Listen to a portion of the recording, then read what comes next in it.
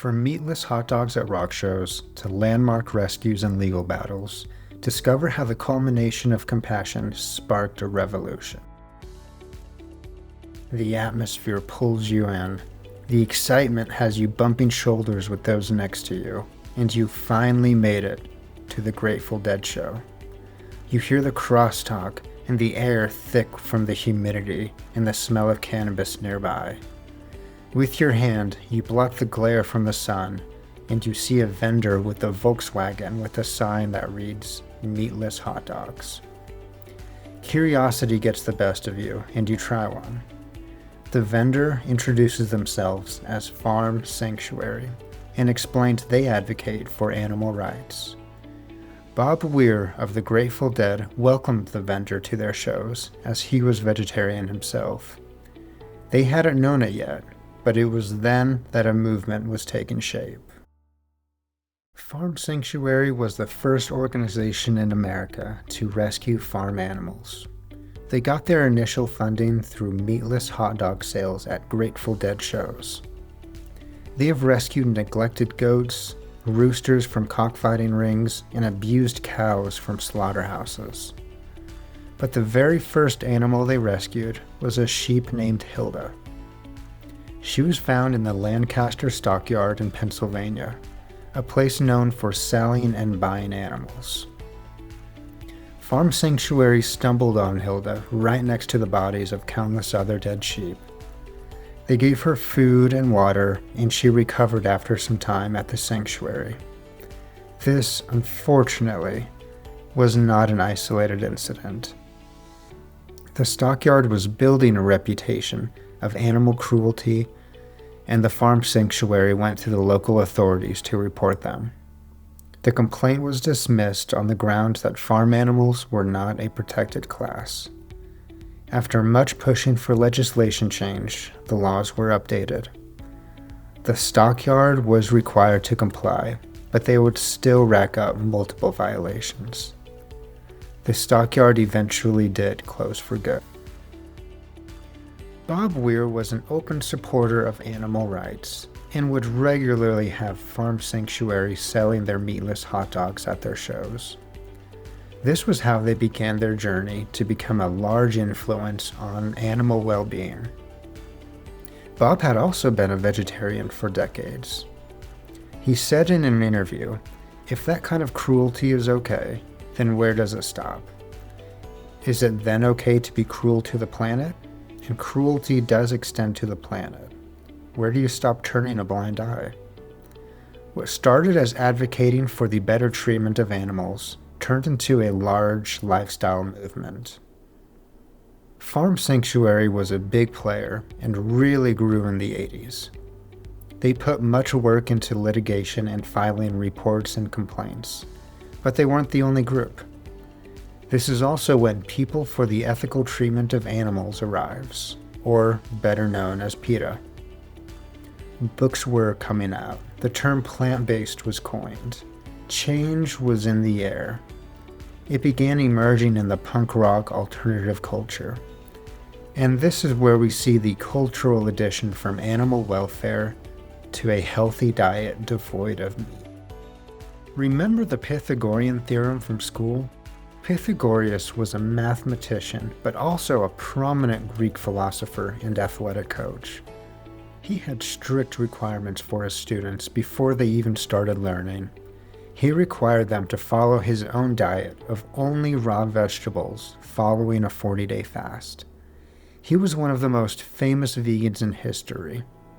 Even until the 1800s, people who followed a vegetarian diet were called Pythagorean.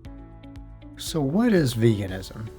Veganism refers to a lifestyle and diet that does not eat any food derived from animals, and who typically does not use other animal products. It used to include the act of not wearing animal-derived clothing and merchandise, but nowadays it's typically referred exclusively to food.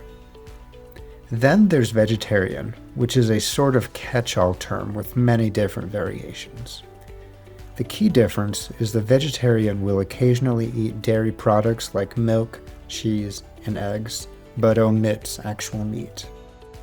A plant-based diet can be traced back centuries to Jainism, Buddhism, and Hinduism. Many times it went hand in hand with ahimsa, or nonviolence. According to The Guardian, people cite one or more of three key motives for going vegan: animal welfare, environmental concerns, and personal health. In the 80s, the movement gained ground on the animal welfare front. Much legislation has been pushed in benefit of the animals due to these pursuits. In the 2000s, books and research articles were gaining popularity about the positive effects of a plant-based diet. There was also a large transition from a culture on the fringe of society to as common as your neighbor eating a plant-based diet.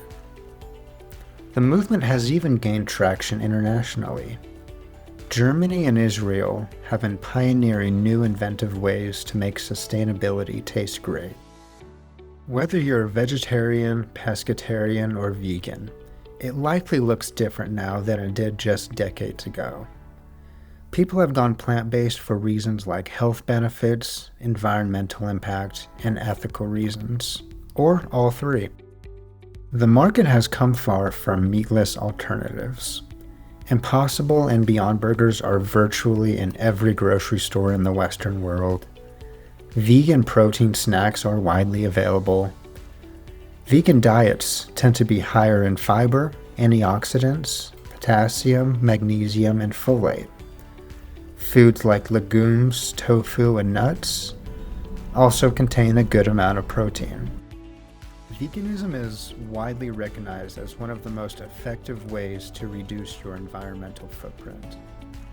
The Guardian says that their analysis finds plant diets lead to 75% less climate heating, emissions, water pollution, and land use than meat-rich ones. Even the United Nations Environmental Program promotes shifting toward plant-based diets and embracing alternative sources of protein as a way to combat climate change.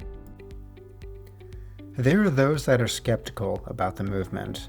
Critics challenge the practicality of eliminating all animal suffering and claiming that crop farming itself can harm animals through habitat destruction and pesticide use.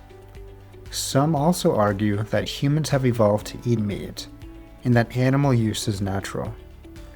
The environmental impact of processed vegan foods is debated, and some argue that not all plant-based diets are inherently sustainable. Veganism can lead to deficiencies in vitamin B12, calcium, and vitamin D if not managed. The rise of ultra-processed vegan foods also raises questions about how healthy some vegan diets really are.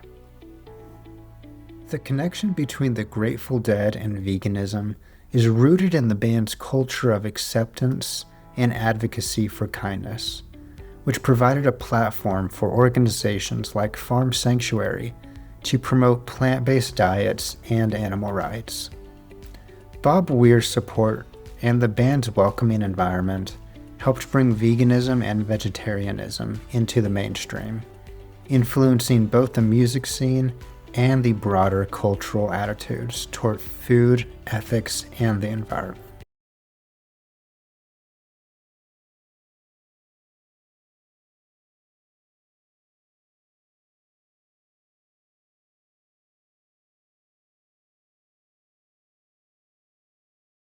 If you would like to hear more interesting stories like this one, please like and subscribe.